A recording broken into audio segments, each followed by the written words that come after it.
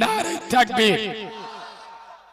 আর ভুল হয়ে গেছে, আল্লাহর কি মাফ করে দেন। আর জীবনে তাকবীর দিদি বলবো, আল্লাহর নামে তাকবীর দেশ দেখো পাদলা হাগা হয়।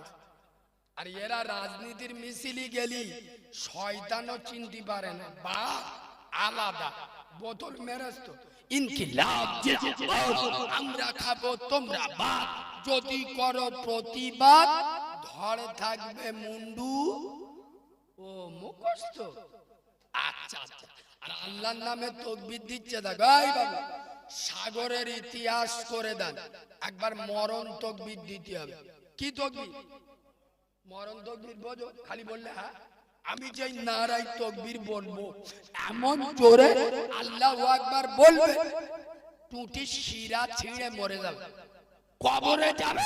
ফেরেশতারা এসে বলবে মান রব্বুকা, এ মালুটা বলতে যে রব্বুকা ফব্বুকা ও সব জানি না। তা কি জানিস কি?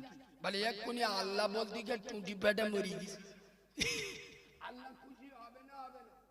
এইরাম আওয়াজ দেবেন। আয় আব্বা, দুনিয়ার সব থেকে জোরে আওয়াজ। এর আগে এইরাম চেল্লানো জীবনে চেল্লাননি, এরাম ইতিহাসের আওয়াজ দেন না। নারে তাকবীর।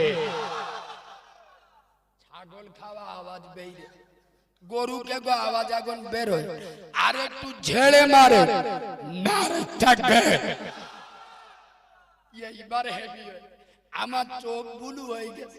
এবার শয়তানের চোখ হলুদ করে আওয়াজ দেয় নারে তাকবীর। এ বাঘের বাচ্চা নারে তাকবীর, নারে তাকবীর।